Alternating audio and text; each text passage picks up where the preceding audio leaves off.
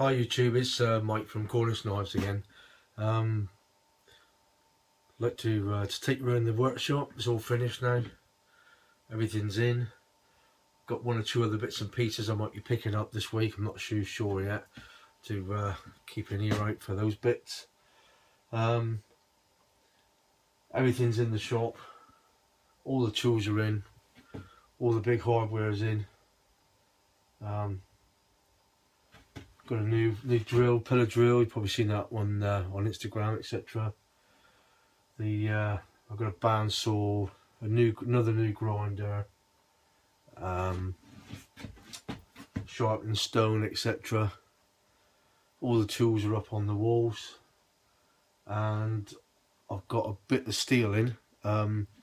Good friend of mine dropped me around some leaf springs the other day, so chop them up, straighten them out and get started.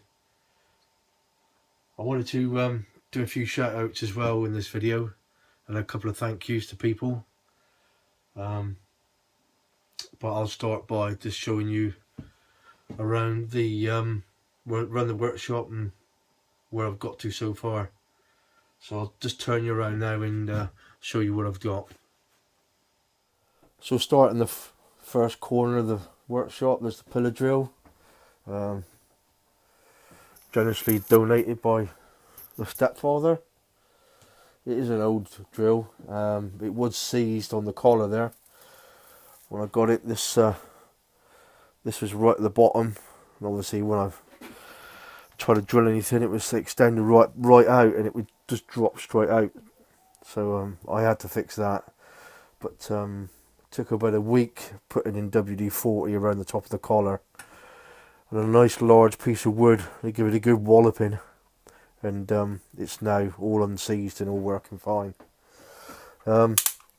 Everything I picked up this week from the stepfather's shed is all working. All I've got to do now is for this one is get a chuck key. The keys I've got at the moment don't fit this chuck, so I went to Machine Mart today, and believe it or not, they don't do a key for this. You can get it online apparently, but not stocked in the store, so that was that. Then the bandsaw. Took me a little while to find out where it came from, but I eventually tracked it down. It comes from Belgium. And the only reason I found that out is because somebody in Belgium about 5 years ago was selling one, and the footprint was still on Google, and it picked it up, and also gave me the blade length as well, which was quite handy. So I know what sort of blade length to go for now. This one also, obviously there's no blade in it, but it works fine. I've stripped it all down, cleaned it up, and I just got a source of blade for it now. Also donated to me by the stepdad was the Clark woodworker. I've got to get some different belts for this one. Try and get some ceramic ones. But all in all, good grinder apparently. A lot better than what can be said about this thing. Yeah, it grinds. You know, you got a stone, and it all works. But the tracking on it is horrendous. This is all leaning to the right. That isn't on there straight, and you know, yes, it was £29, 30 quid, but it just doesn't do what I want it to do. And you know, I could probably sharpen something on it or do something with it, I suppose, but it's not what I want. So it's probably going to go back, and I'm probably going to put the money, the 30 quid, towards a new belt for this one, because I think all in all this is a lot better sander, a lot better grinder. Picked up this as well from my dad. It's an old machine, but it's still very good. Works well. No rattles, no noises, so that'd be great. Also, he bought a brand new rotor, which is this one. There was nothing wrong with the other rotor he had. Works fine, but apparently, according to my mum, he wanted a new one, so he went and bought this with a box of bits to go with it, and a rest and all the bits and everything, and he's never used it, so that was brand new in the box, so I had that one as well. Thank you very much. There's the leaf spring. There's two there actually. I got from my friend this week, which was ideal. Only trouble is, see, they are bent. I'm going to have to straighten them out. Cut it to length, straighten out the bits I want. I'm a bit of an OTT tidy freak, unfortunately, so everything's in its place. Hung up on the wall on the pegboard system, which I did keep in the end. Went shopping today. Good old Poundland. Got some latex covered gloves. They were £1 to throw, obviously, in Poundland. Some blades, some tins of oil. I'm going to give this a go. Obviously, I'm going to test it first. A 2-part epoxy resin system. They're only £1 to throw, but I thought I'd give it a go, see what it's like, do a test, and see if I can rip it to bits after. I've picked up 2 of those. Got the oil can. This I've got today from Argos. It was the last one they had in the store, and it was £15. And you got 1 disc with it, a grinding disc. I bought a pack of cutting discs as well from Machine Mart today, and the pillar drill vice. That's a 3-inch one there, and I reckon that would probably do for what I need. What else do I get this week? I bought excuse me, I bought a engineering scribe, and obviously doing a bit of design work with the knives and that. I was struggling a little bit. I'm not the best drawer in the world, so I went to a art shop today and picked up some bits and pieces, a decent pencil, so I can start doing my designs. I've got a few started already, but they're only rough, and like I say, my artwork, my drawing skills aren't brilliant, so hopefully with these aids it should get a lot better, hopefully, touch wood. The computer that I picked up, I think it was my mother's. It does work, but I've yet to get it up and running properly yet, and obviously you need your tunes when you're working away. So that's the workshop in its entirety, all finished. A friend of mine phoned me today, and apparently he's got a pillar drill for sale and another bandsaw. I'm going to have a look at it, see what it's like. He doesn't want a lot of money for it, so it might be just worth picking them up just because they're cheap. I'm not sure what condition or age. I've asked him to send me some pictures, but he hasn't sent anything as of yet, so we'll have to see what arrives, and I'll make a decision there to see if they're worth getting. But for the money, if they're any good, it's silly not to get them, really. It's backups. Got this little vice the other day. Just before Christmas, I picked this up from somebody. I think I paid £5 for this. I thought it was good, and it swivels at the bottom there as well, so it might be ideal for sort of file work, etc. I got a number 3 there as well, and this one here which swivels, got us on a swivel base. So I've got 3 vices in here that I can use, which will be handy. So I won't be short on vices. So that's the shop, guys. All finished, all done, ready to go. So this week I'll be starting.